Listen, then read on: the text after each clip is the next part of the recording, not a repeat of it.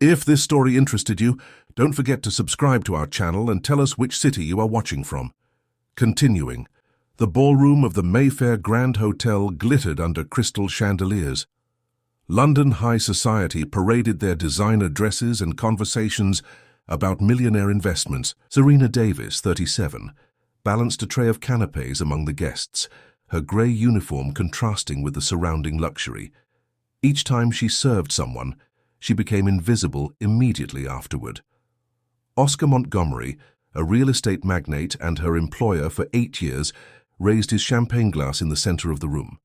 The murmur gradually ceased. His tailored Italian suit and Swiss watch betrayed his power, but it was his cynical smile that caused discomfort in Serena. Ladies and gentlemen, I thank you all for your presence at this celebration for the 10-year anniversary of Montgomery Developments. Our success is the fruit of hard work, and as the speech continued, Serena discreetly collected empty glasses. She knew that man well. She knew what the malicious glint in his eyes meant when he watched her from afar. Before we proceed, I want to offer everyone a unique cultural experience. Oscar paused, meeting Serena's gaze. Serena, please come here. Her heart quickened. She looked around as if there were another Serena in the room. People made way, forming a corridor to the makeshift stage where her boss awaited her. Serena has a hidden talent, did you know? Oscar announced as she approached, trembling. I heard her singing while cleaning my office the other day. A divine voice.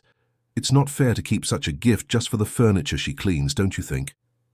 Polite laughter echoed through the ballroom. Serena felt her stomach drop. Sing for us, Serena. That song you were humming. Sir, I can't. I can't.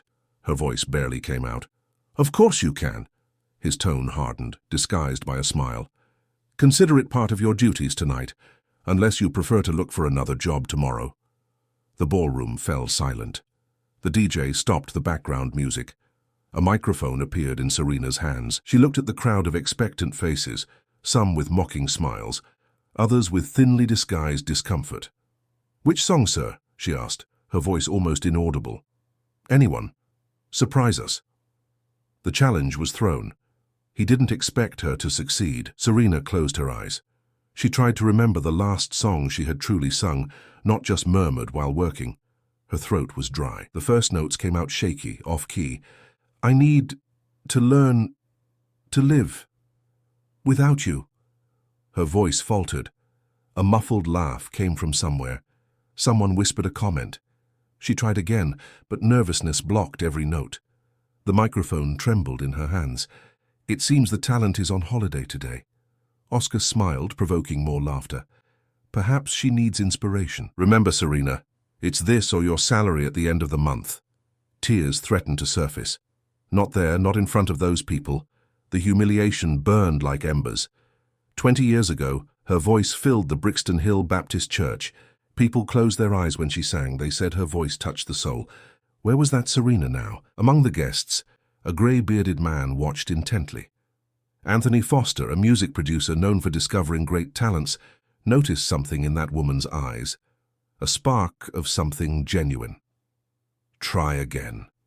Oscar's voice cut through her thoughts. Or should I assume the only thing you know how to do is clean floors? A silent rage began to grow within her. It wasn't just about the job now. It was about dignity, about all the time she had swallowed humiliations because she needed the salary, about the dream she had buried. One last chance, she murmured, more to herself. She closed her eyes again. But this time, she wasn't at the Mayfair Grand Hotel. She was in the small church on top of the hill, with her Grandma Celeste in the front row, proud. She was 15 when she believed the world could be hers. She took a deep breath. I need to learn to live without you. The first phrase came out firm. Something changed in her posture.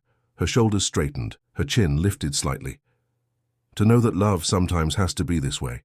Her voice gained body, filled the ballroom. Some side conversations ceased. People turned around. A goodbye with the taste of sorrow until the end. It was a powerful, velvety voice with a unique timbre. Serena opened her eyes, but she no longer saw the people around her. She saw her own path, the closed doors, the postponed dreams, and suddenly this fueled every note. The waiters stopped serving. The glasses were forgotten.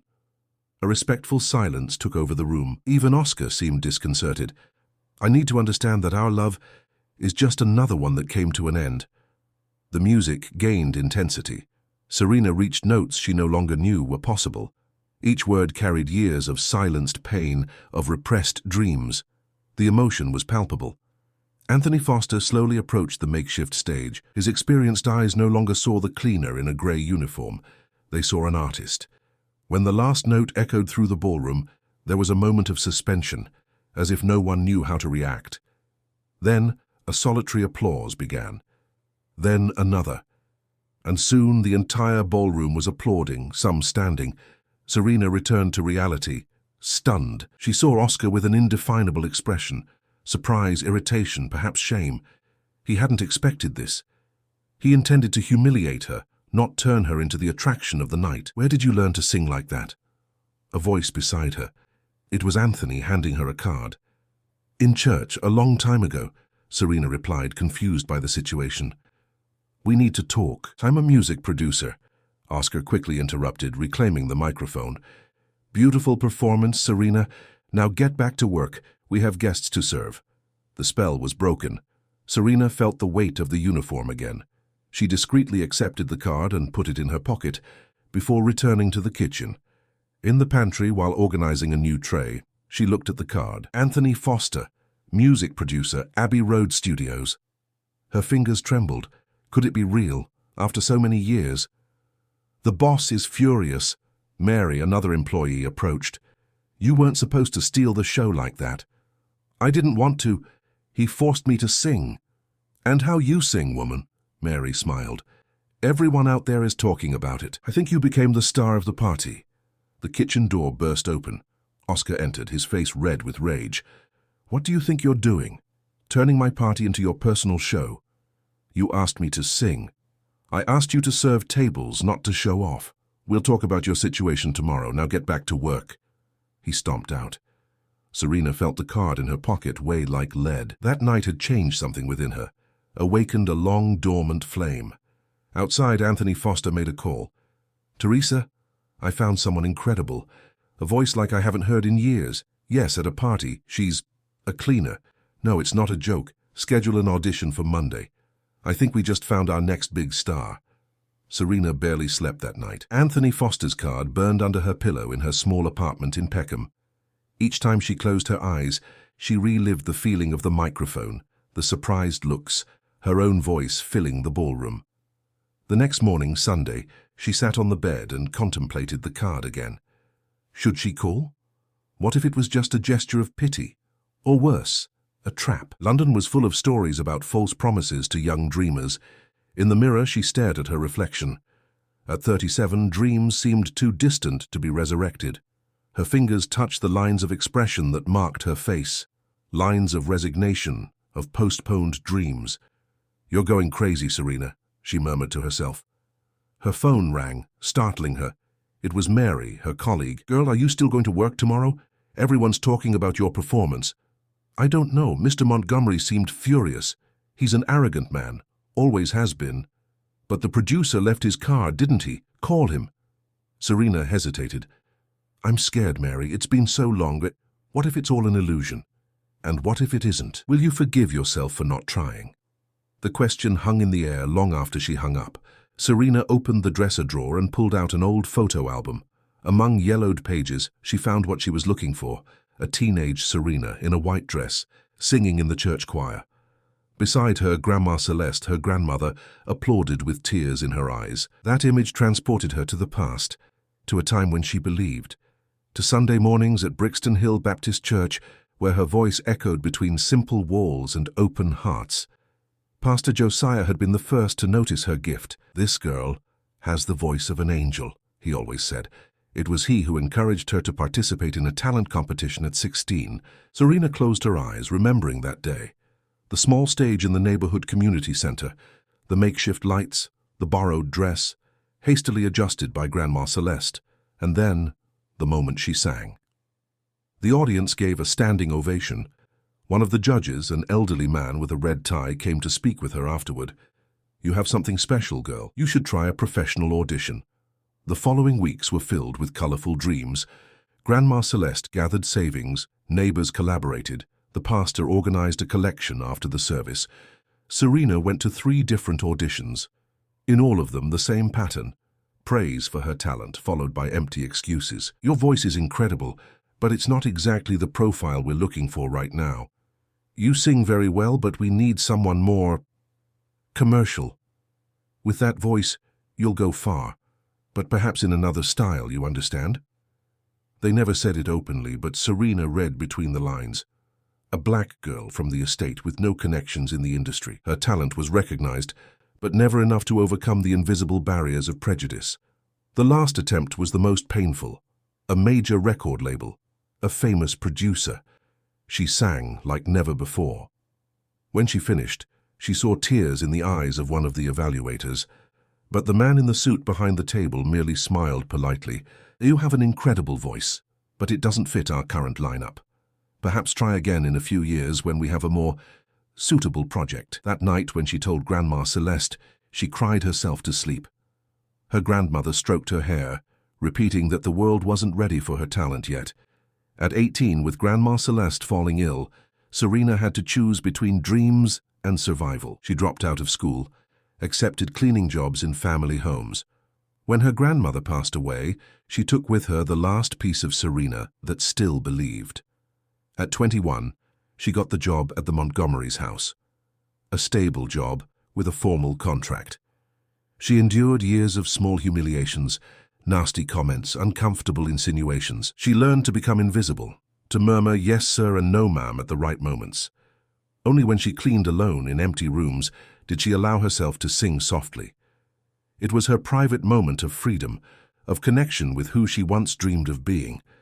Until last night, when Oscar Montgomery tried to turn her secret refuge into an instrument of public humiliation. The photo album still open on her lap showed another image.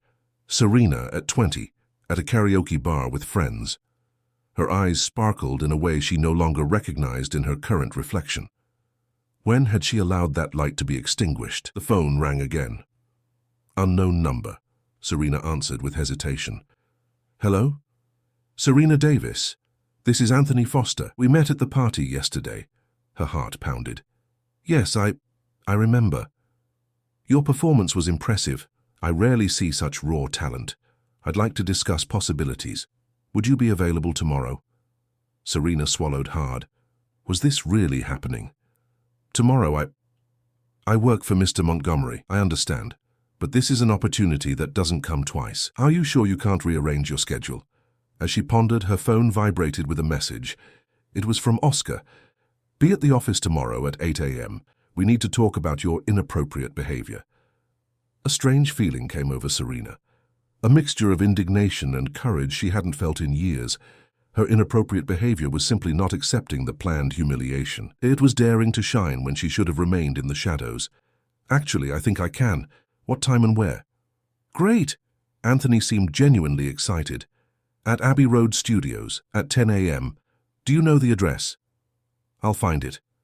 Serena replied with a firmness that surprised herself. Upon hanging up, she looked at her phone again. She typed a message to Oscar. I will not be able to attend tomorrow. I am resigning. Thank you for the employment opportunity over the past few years. She sent it before her courage faded. Immediately, a wave of panic washed over her. What had she done? 8 years of stable employment thrown out the window for an old dream and an uncertain promise. The phone rang almost instantly. It was Oscar. Serena let it go to voicemail. She wasn't ready for that conversation. She spent the rest of Sunday between regret and hope. She rummaged through her closet for something appropriate to wear the next day. She found a simple dress she had bought for Mary's birthday and never worn. She set aside the only pair of high heels she owned, a little worn but still presentable. In front of the mirror, she rehearsed songs she knew. Her voice, once hesitant, gained strength with each attempt. It was like reuniting with an old friend. That night she couldn't sleep. Her phone showed 7 missed calls from Oscar and 2 threatening messages about legal consequences and abandonment of employment. Mary had also called, worried after receiving a furious call from the boss. Did you really quit? Mary asked when Serena finally called back. I did. I'm meeting that producer tomorrow. Serena, my goodness, you're really brave. The boss is fuming. He said he's going to sue you, that you have commitments, I don't know what else. He can try, all I know is I'm not going back. The determination in her voice surprised even her friend. If you need anything, call me. I'm rooting for you. At 3 a.m, still awake, Serena found an old recording on a forgotten CD. She was 17, singing at a friend's graduation. She connected the old player and let the melody fill the room. Her teenage voice, full of hope and possibilities, seemed to speak to her present self. "It's not too late," she whispered to herself. "It can't be too late." On the wall above her bed, she pinned the photo with Grandma Celeste in church. Beside it, she placed Anthony Foster's card. "Grandma, if you're watching me from somewhere, give me strength tomorrow." The alarm sounded at 6 a.m, though Serena was already awake. She took a long shower, carefully styled her hair, dressed as if preparing for battle. In a way, it was exactly that. Before leaving, she took one last look at the small apartment that represented years of hard work and dormant dreams. For the first time in a long time, she allowed herself to imagine a different future. At 9:30 a.m, she stood at the door of Abbey Road Studios, heart pounding, hands trembling, but determined not to back down. Not this time, not anymore. The receptionist at Abbey Road Studios looked Serena up and down when she entered the elegant lobby. The contrast was evident. Walls decorated with platinum and gold records, posters of famous artists, and Serena in her simple dress and worn shoes. "Can I help you?" asked the receptionist, in a tone that made it clear she doubted Serena had any legitimate reason to be there. "I have a meeting with Mr. Anthony Foster. My name is Serena Davis." The receptionist's expression subtly changed. She typed something on the computer and made a brief call. "Mr. Foster will be down to get you in a moment. You can wait over there." She pointed to a waiting area with leather armchairs. Sitting rigidly on the edge of the armchair, Serena observed everything around her. On the walls, photos of renowned artists in the studio, trophies in display cases, an environment that seemed to belong to another world, a world she had given up dreaming of. Her phone vibrated in her bag. Another message from Oscar. "You will regret this insolence. No one humiliates me like this." She blocked the number, feeling a strange mixture of fear and liberation. "Serena, so glad you came." Anthony Foster appeared in the lobby with a warm smile. He wore jeans and a dress shirt, a casually elegant look. He extended his hand to Serena, who nervously stood up. "I was afraid you'd give up," he confessed, guiding her down a corridor. "Many people get intimidated when the opportunity actually arises." "I almost did," Serena admitted. "I quit my job to be here." Anthony stopped, turning to her with a serious expression. "That's commitment, I like that. But it's also a responsibility for me." The corridor led to a series of studios. In one, a band was recording. In another, a technician adjusted equipment. Anthony led her to a smaller, more intimate room with a piano, some microphones, and recording equipment. "Welcome to Studio C. We use it for vocal tests and more acoustic arrangements." A woman about 50 with grey hair cut in a modern bob awaited them. "Serena, this is Teresa Collins, my partner and artistic director. Teresa, this is the woman from the party." Teresa assessed Serena with experienced eyes, extending her hand firmly. "Anthony spoke highly of you. He said your voice made him forget he was at a party full of boring millionaires." The comment brought a shy smile to Serena's face. "I don't know if it was that much." "We'll see now," Teresa replied, indicating a space in front of the microphones. "No pressure, we just want to hear your vocal range and versatility. You can choose any song you feel comfortable with." Serena's stomach churned. It was like reliving the auditions of her youth.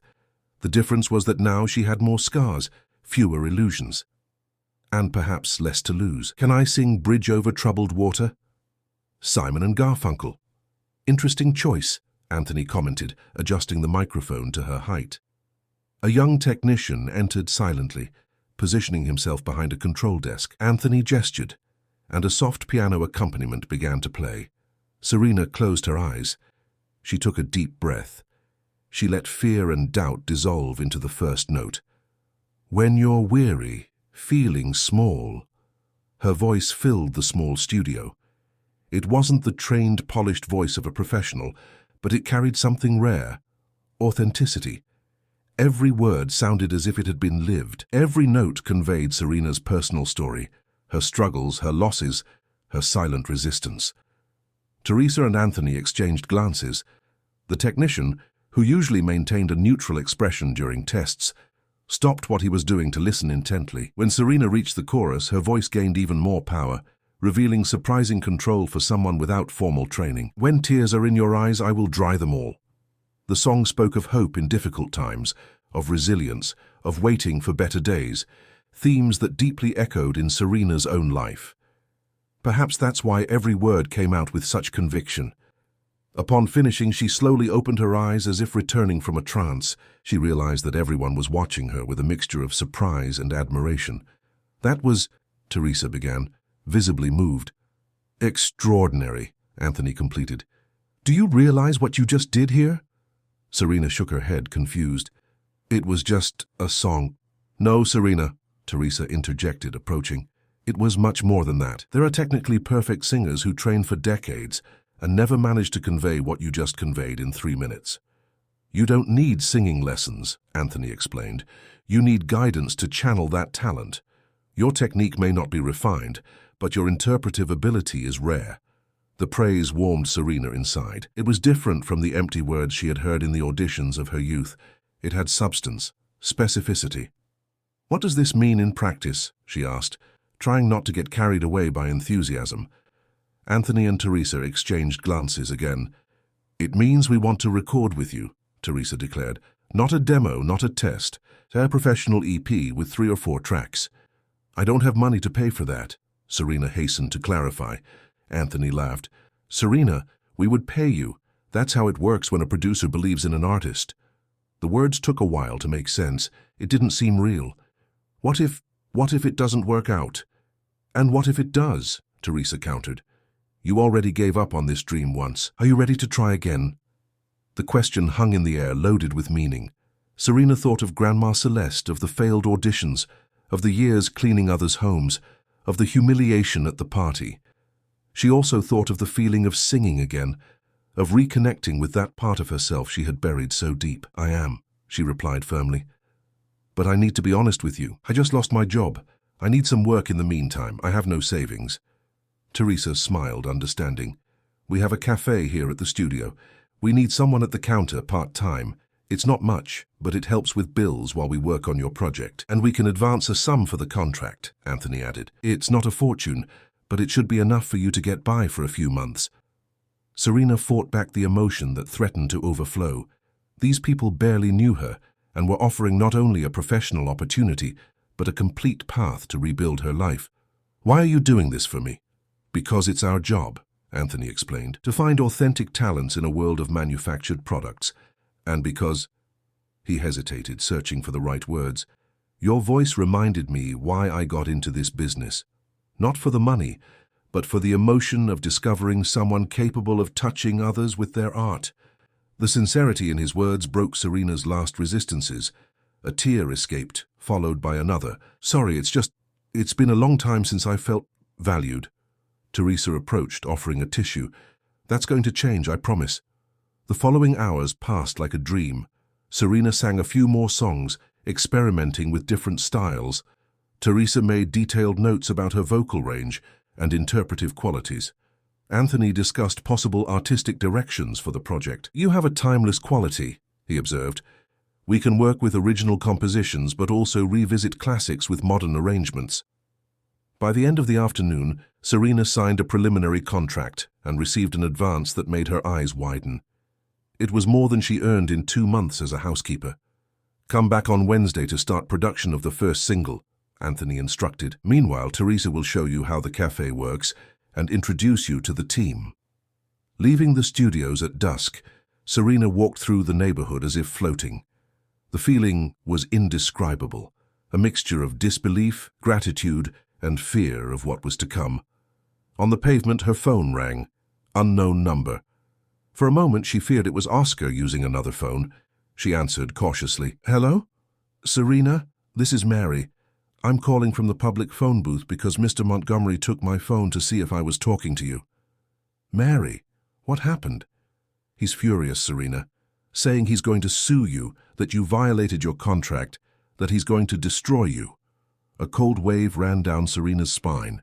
He can't do anything. I worked as a housekeeper. I didn't sign exclusivity with him. It's not just that.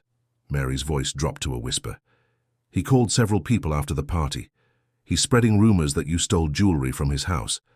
That's why he fired you. The absurdity of the accusation left Serena speechless for a moment. That's a lie. I know, friend.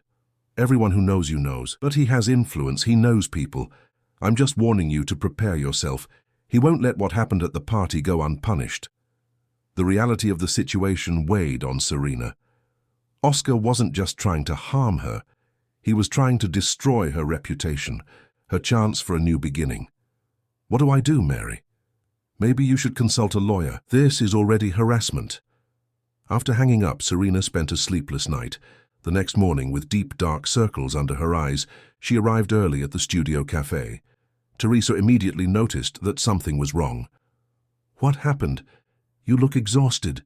Serena hesitated before sharing her concerns. What if Abbey Road Studios didn't want to get involved with someone potentially problematic? What if they preferred to avoid complications? You can tell me, Teresa insisted. We're a team now. Serena took a deep breath and reported everything. Oscar's threats, the accusations of theft, the supposed police officers, the lies about alcoholism. To her surprise, Teresa didn't seem alarmed. Instead, her face showed a quiet determination.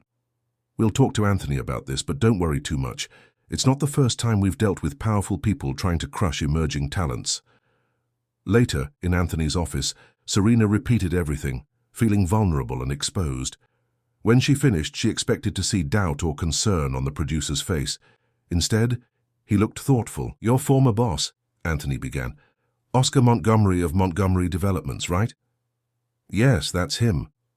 Anthony typed something on his computer, read for a few moments, and then looked at Teresa, who nodded as if confirming something unsaid. Serena, this man has a history of filed labor lawsuits, 3 in the last 5 years, all from female employees. All complaints included moral harassment, some mentioned veiled sexual harassment. All cases were closed with confidential settlements. Serena blinked, surprised. How do you know that? This industry is smaller than it seems, Teresa explained, and we have an excellent legal department that does its homework. You investigated Mr. Montgomery. We investigate people who try to harm our artists, Anthony corrected. It's our job to protect talents like you. A knot formed in Serena's throat. Protection was something she had rarely experienced in life. What do I do now, if he really files a false complaint against me? First, Anthony interrupted, we're going to fast-track the release of your single. The faster your voice is out there, the harder it will be for him to attack your reputation. Second, Teresa continued, our lawyer will prepare a formal notification warning him about the legal consequences of defamation. We will specifically mention that we are aware of his previous lawsuits. And third, Anthony smiled, we're going to record a video to accompany the song, something simple but powerful. Your story, your voice, your truth. The strategy was set. In the following weeks, Serena worked tirelessly. The recordings were finalized, the mixing completed, the video planned. Every day, her confidence and technical mastery grew. In the studio, she met other musicians who participated in the recordings, experienced talents who treated her with growing respect as they perceived her dedication and quick learning ability. You're the real deal, commented Bert, a veteran guitarist, after a particularly intense session. Some people spend years studying and never manage to convey what you do naturally. The video was shot in contrasting locations. Brixton Hill, where Serena grew up, the luxurious neighborhood of Notting Hill, where she worked as a housekeeper, and Abbey Road Studios representing her present and future. The visual narrative accompanied the lyrics of Broken Silence, telling the story of a repressed voice that finally finds its expression. During the filming in the community, Serena re-encountered familiar faces. Neighbors she hadn't seen in years, children who were now teenagers, Pastor Josiah, now elderly but still lucid. He cried upon hearing Serena sing again. I always knew, my daughter, I always knew that God doesn't give such a gift to be hidden. The day before the official launch, Serena received a summons. It was a lawsuit filed by Oscar Montgomery, alleging misappropriation of personal items and defamation. The document arrived while she was in the studio, finalizing the last details of the launch. He's desperate, the studio's lawyer assessed, after examining the summons. The accusations are vague without concrete evidence. It's clearly an attempt at intimidation, perhaps to force a settlement that includes you not speaking about him publicly.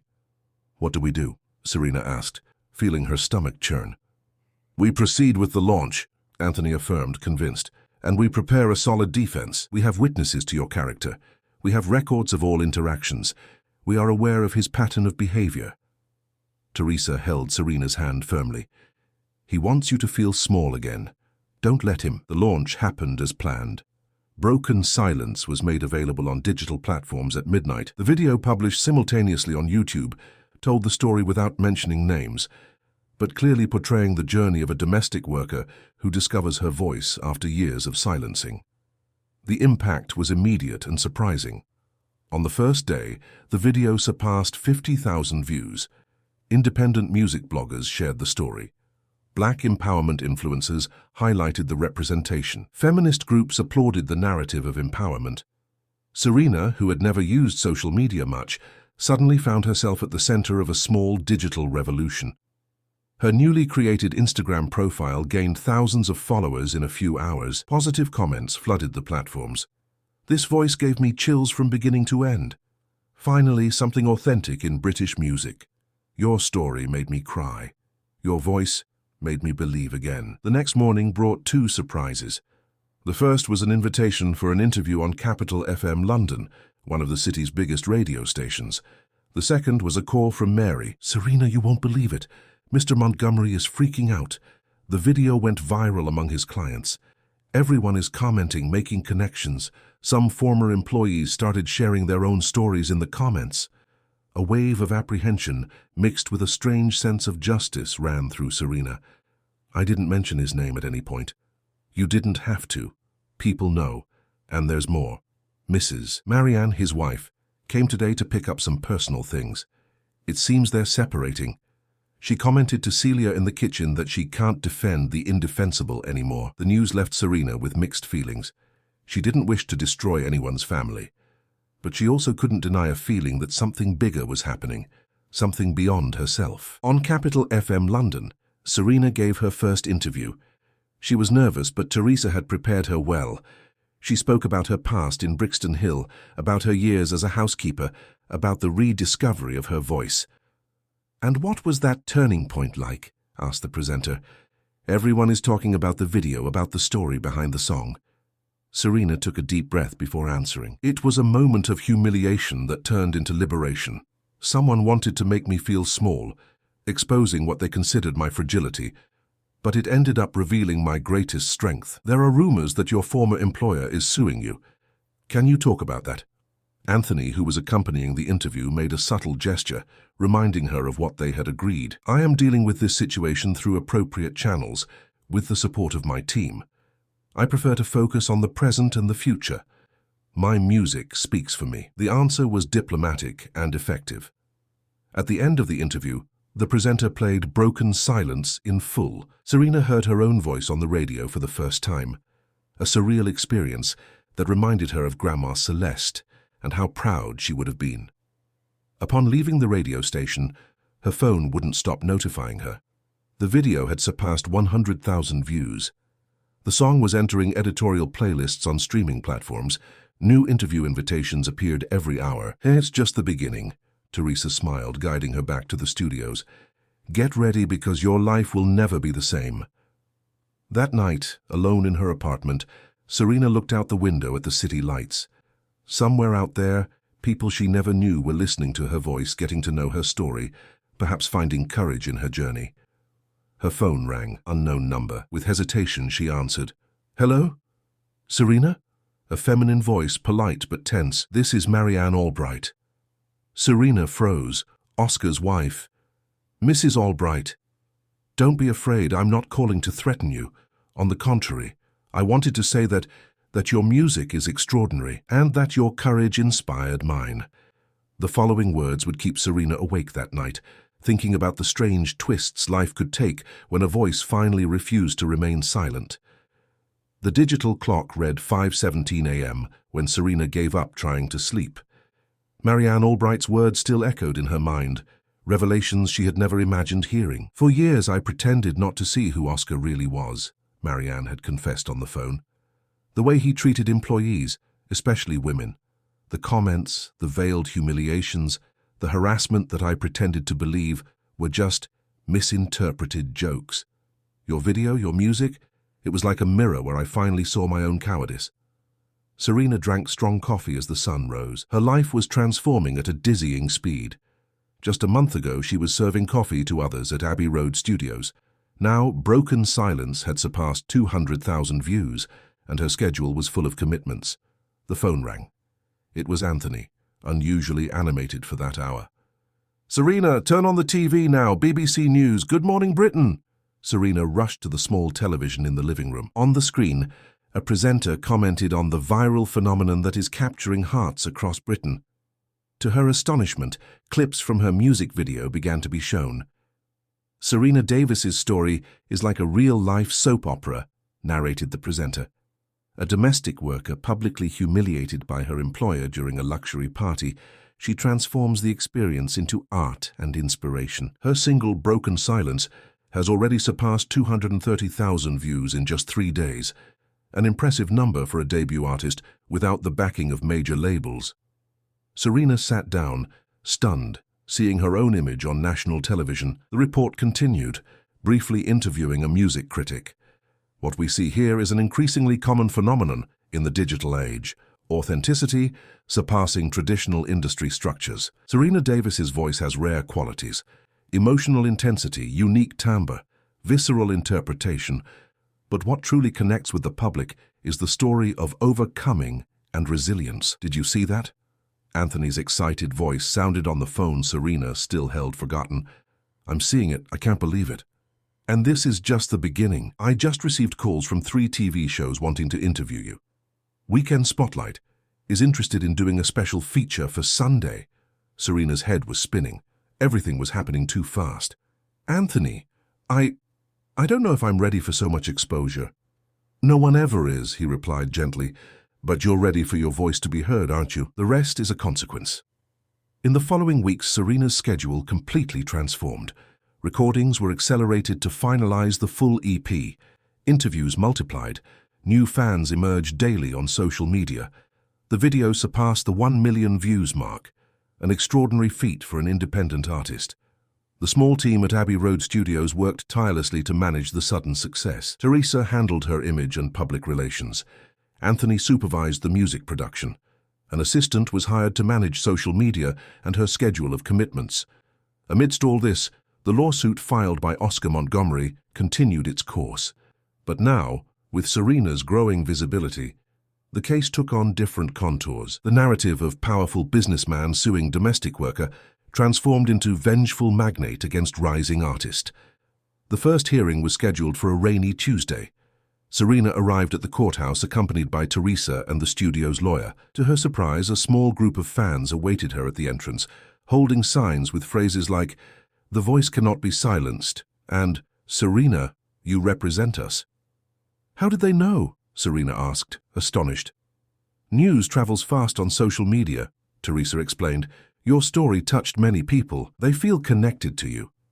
In the courtroom, Oscar Montgomery waited with his lawyer, a man in an impeccable suit and stern expression. When Serena entered, Oscar avoided her gaze, but she could notice how he looked downcast, different from the imposing figure she had known. The preliminary hearing was brief.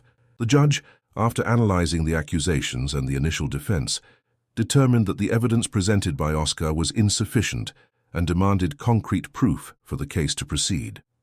"Your client alleges misappropriation of valuable items, but does not specify which items when they were allegedly taken, or any evidence to support the accusation," the judge pointed out, visibly annoyed. "As for the allegation of defamation, the analyzed material, song lyrics and music video, does not contain any direct mention of your client or information that allows for his unequivocal identification."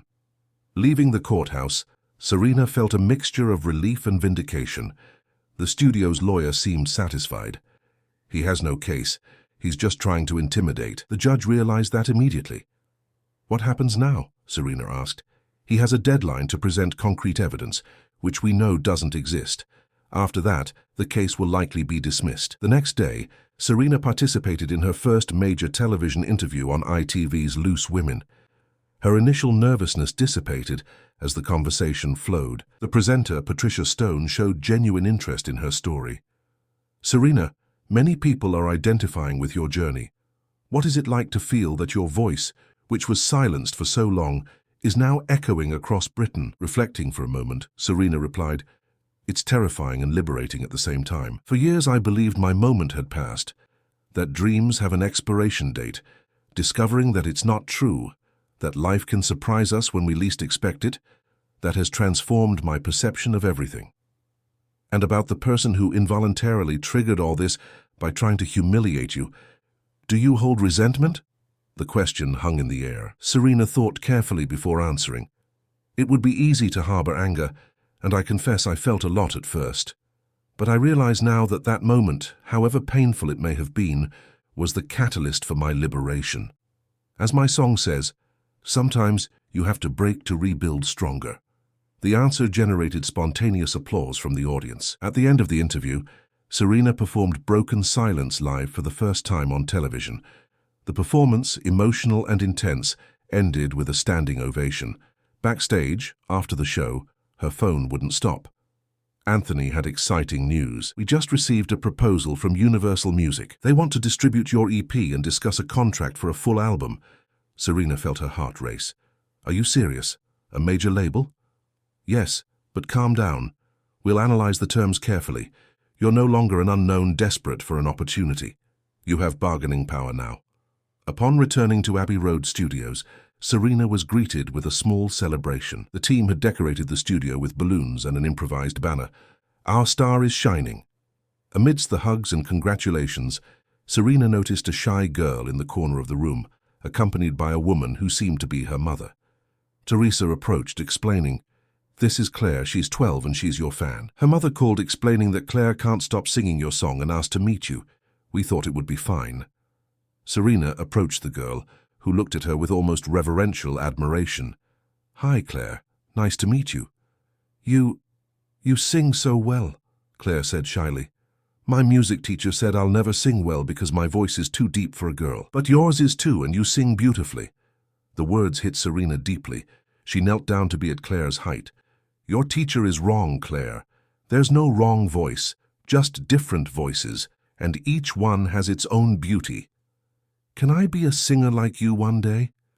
Serena smiled, remembering the girl she once was, full of dreams. "Of course you can. And you know what? Don't let anyone tell you you're not good enough. Believe in yourself even when it seems impossible." After Claire and her mother left, Teresa commented, "You're already inspiring people, Serena. That's the true power of your voice, not just the notes you hit, but the lives you touch." The following weeks were filled with intense work. The full EP, titled Rebirth, was finalized with 4 tracks, each exploring different facets of Serena's journey. The title track gained an elaborate music video, filmed partially in the old Brixton Hill Church, where she had sung as a teenager. During this period, Serena received an unexpected call from Marianne Albright. "I heard about your award nomination. I wanted to congratulate you personally." "Thank you, Marianne. How are you?" "Rebuilding, let's say. The divorce is finalized. I'm going back to studying, something I put aside when I got married, and I'm writing a book." "A book?" Serena didn't hide her surprise. About abusive relationships in privileged environments, how upper-class women often become silent accomplices to behaviors they would condemn in other contexts. There was a pause. "Your courage inspired me, Serena, just as it inspired several other people." The conversation left Serena thoughtful. Her personal story had somehow become a catalyst for other transformations, waves of change that extended beyond her control or intention. On the night of the award ceremony in Manchester, Bridgewater Hall shone brightly. Serena, dressed in an elegant dark blue gown created by an emerging British designer, was accompanied by Anthony, Teresa, and some close friends, including Mary, who had made a point of traveling for the event. Backstage, the nervousness was palpable, not for the possibility of winning or losing. Her mere presence there already exceeded any expectation Serena had a year ago, but for the responsibility of the moment. "Remember to breathe," Anthony joked, noticing her tension. The Breakthrough Artist of the Year category was announced after a brief retrospective of the nominees. When the envelope was opened and the name Serena Davis echoed through the hall, Mary was the first to jump out of her seat, cheering enthusiastically. The walk to the stage seemed to happen in slow motion. Serena received the award, an abstract sculpture representing voices rising, with trembling hands. Before the microphone, she took a deep breath, searching for words. "A year ago, I was cleaning the apartment where I worked, humming softly to myself, hiding my voice as if it was something shameful," she began, her voice firm despite the emotion. "Today, I am here, receiving an award for that very voice." The audience listened in absolute silence. "This award is not just mine. It belongs to everyone whose talents were once belittled, whose voices were silenced, whose dreams were filed away as impossible. It belongs to my Grandma Celeste, who always believed in me when I no longer believed in myself. It belongs to Pastor Josiah, who gave me my first stage. It belongs to Teresa and Anthony, who saw possibilities when others only saw limitations." Tears began to form in the eyes of many present. But above all, it's a reminder that it's never too late to start over, that our worth is not defined by rejections or by people who tried to diminish us. We are so much more than the labels the world tries to impose on us. As she concluded her speech, the hall erupted in applause. Backstage, she embraced each member of her team for a long time, still trying to absorb the reality of the moment. The celebration party extended into the early hours. Between champagne and congratulations, Serena found a moment to check her phone. There were hundreds of messages, but one specific one caught her attention. From Claire, the young singer. "I saw your win on TV. I cried so much. Thank you for showing that girls like me can dream big." That simple message, more than the award or the applause, crystallized for Serena the true meaning of her journey. 2 weeks later, back in London, Serena participated in a photo shoot for the cover of her debut album. The chosen setting couldn't be more symbolic, the panoramic view from Brixton Hill Estate, with the sea and the city stretching below. Between poses, the photographer asked for a moment to adjust equipment. Serena took the opportunity to absorb the view. The contrast between the simple homes of the community and the luxury condominiums just below, beauty and inequality coexisting side by side, as it had always been in London. "Is everything okay?" Teresa asked, noticing her contemplative gaze. "Better than ever," Serena replied with a serene smile. "Just thinking about how life comes full circle." "And this is just the beginning," Teresa reminded her. Serena nodded, knowing it was true. The future unfolded before her with possibilities she had never imagined. Tours, collaborations with other artists, participation in social causes dear to her heart. As the photo shoot resumed, the gentle sea breeze ruffled her hair. The photographer began to intervene, but Serena gestured for him to continue. She had learned to appreciate the unforeseen, the beauty in imperfections. The final photo captured exactly that. Serena, in profile, looking at the horizon, hair in the wind, the setting sun creating a golden halo around her. In the background, the contrast between the estate where she was born and the city that now celebrated her. There could be no more perfect image to symbolize her journey. 2 weeks later, that same photo would transform into a gigantic billboard on Oxford Street, announcing the launch of her full album, Voice and Truth.